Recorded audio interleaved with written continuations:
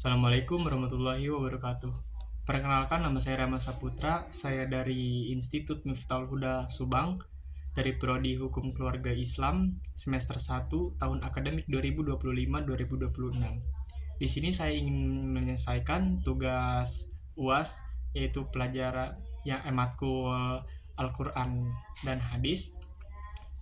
Dosen pengampu Dr. Adudin Alijaya.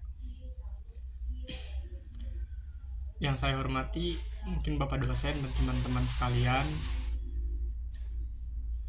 senantiasa diberikan kesehatan jasmani maupun rohaninya. Langsung saja kepada intinya, yaitu yang pertama mengenal Al-Quran dan juga sejarahnya. Al-Quran diturunkan secara berangsur-angsur kepada Nabi Muhammad SAW selama kurang lebih 23 tahun.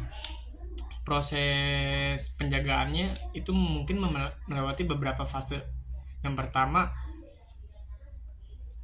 mungkin pada zaman Rasulullah hafalan adalah metode utama.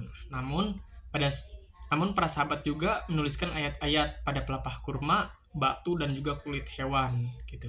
Pada zaman Khalifah Abu Bakar, atas usulan Umar bin Khattab, karena banyaknya penghafal Al-Quran yang gugur di medan tempur. Karena pada saat itu umat muslim dan juga orang-orang kafir, orang-orang Quraisy itu saling berperang satu sama lain. Karena orang-orang non-muslim itu mereka tidak mau ajaran-ajaran nenek moyang mereka itu terganggu oleh adanya ajaran Islam. Karena pada dasarnya ajaran agama Islam itu adalah ajaran yang disempurnakan oleh Allah dalam kitab yang sebelum-sebelumnya. Nah, jadi pada dilakukan itu pengumpulan tulisan-tulisan itu menjadi suatu naskah atau mushaf gitu. Bukan mushaf sih, lebih ke suhuf seperti itu. Nah, pada zaman Khalifah Utsman terjadi standarisasi penulisan karena ada perbedaan yang memicu perselisihan. Standar ini dikenal sebagai Rasm Utsmani yang menjadi dasar semua mushaf di dunia saat ini. Baik mungkin dari Asia kebanyakan ya, karena Indonesia gitu. Nah, mungkin selanjutnya yaitu di bagian pemushafan ya. Di Kementerian Agama Republik Indonesia itu memiliki standar khusus agar Al-Quran itu mudah dibaca oleh masyarakat. Karena kan umat muslim di Indonesia itu, di seluruh dunia itu tidak hanya menggunakan satu bahasa, melainkan berbagai macam bahasa. Dari bahasa Arab, Indonesia, maupun bahasa Inggris atau yang lain-lainnya yang tidak saya ketahui. Nah, makanya di situ ada ciri khasnya. Yang pertama, menggunakan tanda baca syakal, menggunakan tanda baca yang lebih detail lah secara Indonesia, lebih detail untuk memudahkan pelafalan tajwid. Misalnya perbedaan penulisan pada bacaan tanwin ataupun idgham dan seterusnya. Nah, di Indonesia itu menggunakan Rasm Utsmani karena itu menyesuaikan pada daerah kita gitu. Nah, yang tetap berpegang pada Rasm Utsmani, namun mengikuti riwayat Imam Hafs, dan dari Imam Ashim dengan cara penulisan yang disesuaikan dengan kemampuan baca masyarakat lokal gitu. Jadi kita itu membuat Al-Quran dengan standarisasi negara masing-masing maupun bahasa masing-masing itu tidak sembarangan gitu, karena kita itu harus menggunakan rasm apa dulu, terus menggunakan penulisan apa dulu, terus tanda bacanya menggunakan apa gitu, terus dan juga mengikuti riwayat dari mana gitu. Karena kalau kita tidak memakai seperti itu, nanti akan terjadi kekacauan dan juga kebingungan.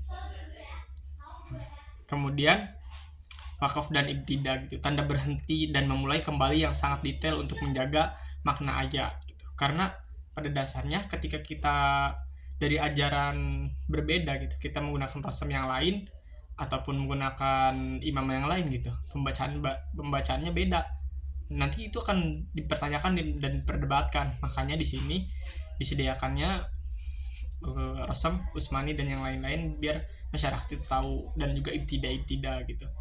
kalau kita nanti dicangkal oleh orang lain karena tanda baca kita salah, karena kita menggunakan ibtidak atau mengikuti imam ini gitu. Mungkin dari mereka yang mengikuti imam yang lain karena eh, karena karena itu yang membuat Al-Quran tidak menjadi pecah belah.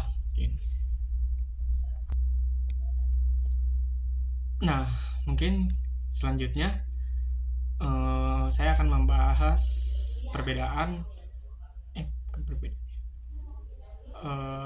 naktu i'rab dan naktu ijam. Nah, pada surat Al-Ikhlas ayat 1 dan 2. Mungkin yang saya ketahui dan seterusnya apabila ada kesalahan yang saya ucapkan, mohon dimaafkan. Pada ayat 1 yaitu yang surat Al-Ikhlas yaitu qul huwallahu ahad. Nah, pada kalimat Allahu kedudukannya sebagai mubtada, maka i'rabnya rofa ditandai dengan dhamma. Terus selanjutnya pada kalimat ahad itu kedudukannya sebagai khobar ataupun predikat, maka i'rabnya juga rofa ditandai dengan dhamma. Pada ayat kedua Allahus Samad, Allahu yaitu sama dengan kedudukannya dengan ayat 1 yang tadi, yaitu ada mubtada dari i'rabnya juga rofa. Kemudian selanjutnya itu as-samad dalam satu tinjauan tafsir Jalalain mungkin yang saya ingat, as-samad itu adalah khobar. Namun ketika kita ingin melihat ataupun mengetahui rangkaiannya gitu dari ayat sebelumnya, mungkin sifat-sifat Allah ini di sini tuh saling menguatkan gitu. Mungkin bagian selanjutnya yaitu ijam gitu, titik pembeda huruf. Nah, ijam itu adalah sebuah pemberian titik pada huruf untuk membedakan suatu huruf dengan yang lain, misalnya perbedaan ba, ta, dan juga sa. Nah, pada zaman dahulu mungkin ya, ijam ini penulisannya tidak seperti mushaf yang di Indonesia sekarang, mungkin itu hanya dikasih tanda bulat gitu, sepengetahuan saya gitu, saya ingat. Nah, pada ayat 1 huruf qaf gitu, pada kul huruf ba, pada rob. Namun di ayat ini ada huruf dal pada ahad yang tidak memiliki titik. Pada ayat 2 huruf nun tidak ada, namun pada sod dan juga di bagian mim yang merupakan huruf tanpa titik, mujamah dan melawan muamalah gitu.